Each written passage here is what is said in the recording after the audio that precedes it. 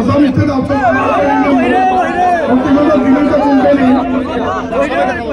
Hondigonda Telugu Company, APDCL, Assam State Power Energy, ধৰণৰ কাৰ্যসূচী আমি আজি খবৰ ৰূপায়ণ কৰিলোঁ বনবন্দী মাধ্যমেৰে লগতে আজিৰ এই কাৰ্যসূচীৰ স্মাৰক পত্ৰ গ্ৰহণ কৰিবলৈ আমাৰ সন্মানীয় অনিৰবল আমাৰ HRM মহোদয় আমাৰ মাজত উপস্থিত হৈছে। গতিকে এই স্মাৰক পত্ৰটো আমি মহোদয়ক অৰ্পণ কৰা স্মাৰক পত্ৰটি আমাৰ কেন্দ্ৰীয় বিষয়ববীয়া আমাৰ সৌকুমাৰ নেহৰু ডাঙৰীয়াক কাম কৰি শুনাৰ কাৰণে আমি অনুৰোধ জনালোঁ।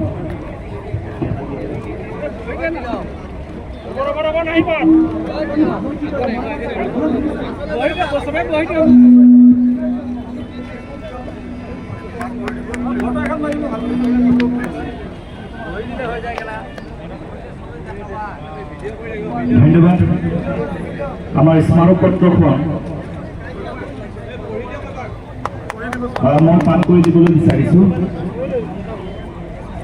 প্ৰতি মাননীয় অধ্যক্ষ মহোদয়, APDCL, AEDCL আৰু APDCL, বিজুলী ভৱন, পল্টন বজাৰ, গুৱাহাটী বিষয় স্মাৰক পত্ৰ প্ৰসংগ মহোদয়, অসমৰ শক্তি খণ্ডৰ তিনিওটা কোম্পানী ক্ৰমে APDCL, AEDCL আৰু APDCLৰ অস্থায়ী কৰ্মচাৰীৰ যৌথ মঞ্চ আসাম ষ্টেট আউটচোৰ্চ ইউনিয়নে আজি অনুষ্ঠিত হোৱা তিনি ঘণ্টীয়া ধৰ্ণা বিক্ষোভ কাৰ্যসূচীৰ পুনৰ আকৌ সোঁৱৰাই দিয়া হ'ল যে শক্তি খণ্ডৰ অস্থায়ী কৰ্মচাৰীৰ প্ৰতি হৈ থকা ন্যায় আৰু শীঘ্ৰে বন্ধ কৰি কৰ্মচাৰীসকলে পাবলগীয়া সা সুবিধাসমূহ দিয়াৰ উপৰিও অস্থায়ী কৰ্মচাৰীৰ যৌথ মঞ্চ আসাম ষ্টেট আউটচোৰ্চ পাৱাৰ ৱৰ্কাৰ্ছ ইউনিয়নে দাবী কৰি অহা 11 দফীয়া দাবী চনত ক্ৰমে 1ৰ পৰা আৰম্ভ কৰি আগন্তুক সময়ত সকলোবোৰ শুদ্ধ কৰি লোৱাৰ আগত বাবে গুহাৰি জনোৱা হ'ল। মহোদয়, শক্তি খণ্ডৰ অস্থায়ী কৰ্মচাৰীসকলক বিভাগ ASEB হৈ থকাৰ সময়ৰ পৰা যোৱা 2018 চনত হৈ যোৱা নিয়মীয়াকৰণ প্ৰক্ৰিয়াৰ ধৰণেৰে নিয়মীয়াকৰণৰ ক্ষেত্ৰত কাম কাজ আগবঢ়াই নি শীঘ্ৰে নিয়মীয়াকৰণ কৰিবলৈ দাবী জনোৱা হ'ল।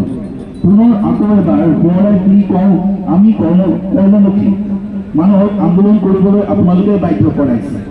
এতিয়াও যদি এই আন্দোলনৰ পৰা আপোনালোকে অস্থায়ী কৰ্মীৰ জীৱন আৰু জীৱিকা সুৰক্ষিত কৰাৰ কথা চিন্তা নকৰে, তেন্তে অনাগত দিনত অস্থায়ী কৰ্মীৰ ওপৰত কৰা শোষণ আৰু দমনমূলক নীতিৰ বিৰোধিতা কৰাৰ উপৰিও আমাৰ ওপৰত হোৱা অন্যায়ৰ বিৰুদ্ধে দিল্লীৰ ৰাজপথত কঁপাইবলৈ আমি বাধ্য হওঁ। গতিকে এই প্ৰতিবাদস্থলীৰ পৰা আমি কামনা কৰোঁ আৰু যেন বেয়া দিনৰ অৱসান ঘটি সূৰ্যৰ পোহৰৰ দৰে অস্থায়ী কৰ্মীৰ জীৱন উজ্জ্বল কৰাত বিভাগে গুৰুত্ব দিব। অন্যথা পৰৱৰ্তী সময়ত ভয়ানক তথা কল্পনাবিহীন আন্দোলন কৰিবলৈ বাধ্য হওঁ। গতিকে মহোদয়ে শীঘ্ৰে সকলো বিষয়ৰ ওপৰত চৰকাৰৰ লগত আলোচনা কৰি শক্তি বিভাগৰ এই জ্বলন্ত সমস্যা সমাধান কৰাৰ গুৰুত্ব আৰোপ কৰিব বুলি প্ৰতিবাদস্থলীৰ পৰা মহোদয়ক আমাৰ 11 দফীয়া স্মাৰক পত্ৰ প্ৰদান কৰাৰ লগতে জনাওঁ যে এই আন্দোলনৰ পিছতো মহোদয়ে একো সিদ্ধান্ত নাইবা নিয়মীয়াকৰণৰ বিষয়ত ব্যৱস্থা নলয়, তেন্তে শক্তি খণ্ডৰ সমগ্ৰ অসমৰ অস্থায়ী কৰ্মচাৰীক লৈ বিজুলী ভৱনৰ সন্মুখত অনিৰ্দিষ্টকাললৈ আন্দোলন কাৰ্যসূচী হাতত ল'বলৈ বাধ্য হ'ম। এতিয়া কিন্তু সন্থাক জগৰীয়া কৰিব নোৱাৰিব। ধন্যবাদ। দাবী অনুক্ৰমে এই অস্থায়ী বিদ্যুৎ কৰ্মচাৰীৰ চাকৰি নিয়মীয়াকৰণৰ বিষয়টো গুৰুত্ব সহকাৰে লৈ নিয়মীয়াকৰণ কৰক। দ্বিতীয়টো হ'ল অসম চৰকাৰে ঘোষণা কৰা 5,000 পদত অস্থায়ী কৰ্মীক অগ্ৰাধিকাৰ দিয়াৰ ব্যৱস্থা কৰক। 3. কোনো বাছনি পৰীক্ষা নোলোৱাকৈ ভেৰিফিকেশ্যনৰ মাধ্যমেৰে অস্থায়ী কৰ্মীৰ নিয়মীয়াকৰণৰ ব্যৱস্থা কৰক। 4. নিয়মীয়াকৰণ নোহোৱা পৰ্যন্ত সমকাম সমমজুৰিৰ ব্যৱস্থা কৰক। 5. স্মাৰ্ট মিটাৰ সংস্থাপন কৰাৰ লগতে পূৰ্বে সেই ঠাইত নিয়োজিত অস্থায়ী মিটাৰ ৰিডাৰসকলক সংস্থাপনৰ ব্যৱস্থা কৰক। 6. অসম চৰকাৰ তথা অনুমোদিত ফিক্সেশ্যন ৰেজুলেশ্যন 93(1)2 5,233 জন অস্থায়ী কৰ্মচাৰীৰ তালিকা সম্পূৰ্ণৰূপে প্ৰকাশ কৰক। 7. ৰেজুলেশ্যন 93(1)2 উল্লেখিত সকলো সা সুবিধা প্ৰদান কৰাৰ ব্যৱস্থা কৰক। 8. বিভাগৰ হৈ কাম কৰি থকা অস্থায়ী কৰ্মচাৰীক ঠিকাদাৰৰ অধীনলৈ নি অন্নৰ পৰা বঞ্চিত কৰা সকলো শিক্ষিৰ আওতালৈ অনাৰ ব্যৱস্থা কৰক। 9. কৰ্মৰত অৱস্থাত যিকোনো দুৰ্ঘটনাৰ ক্ষেত্ৰত আৰ্থিক সাহায্য ক্ষতিপূৰণ প্ৰদান কৰাৰ লগতে পৰিয়ালৰ যিকোনো এজন সদস্যক সংস্থাপনৰ ব্যৱস্থা কৰক। 10. বিলীন হোৱা টকা আনৰ একাউণ্টত ল'বলৈ বাধ্য কৰাই বৰ্তমান সময়ত পেমেণ্ট ৰেকৰ্ডৰ ফিক্সেশ্যন অজুহাত আওতাৰ পৰা বাদ দিব বিচৰক বন্ধ কৰি শীঘ্ৰে তালিকাত অন্তৰ্ভুক্ত কৰাৰ ব্যৱস্থা কৰক।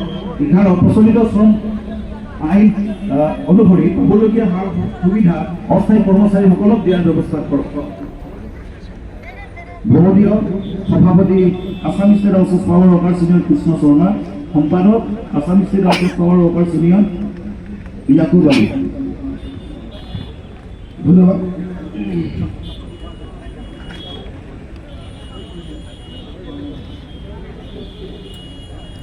গতিকে আমাৰ একেবাৰে টকীয়া দাবী আৰু নিয়মীয়া কৰ্মৰ যি প্ৰধান দাবী কৰি আমি যি আন্দোলন আমি এই বিষয়ত আমি মাননীয়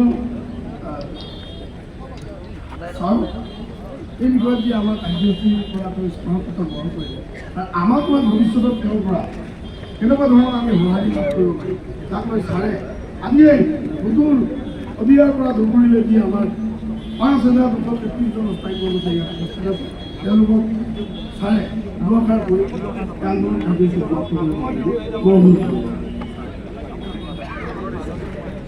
আজি আপোনালোকৰ যিজন কাৰ্যসূচী আছিলে তাক আমি পাঠপত্ৰখন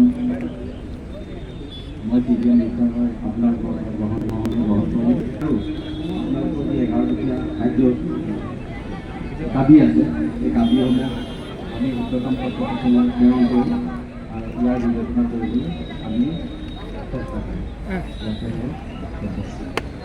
ধন্যবাদ। চেষ্টা আজিতো বহুতে কৰিয়ে আছে নহ'ব কৰি লওঁ চেষ্টা কৰি আছোঁ আগতে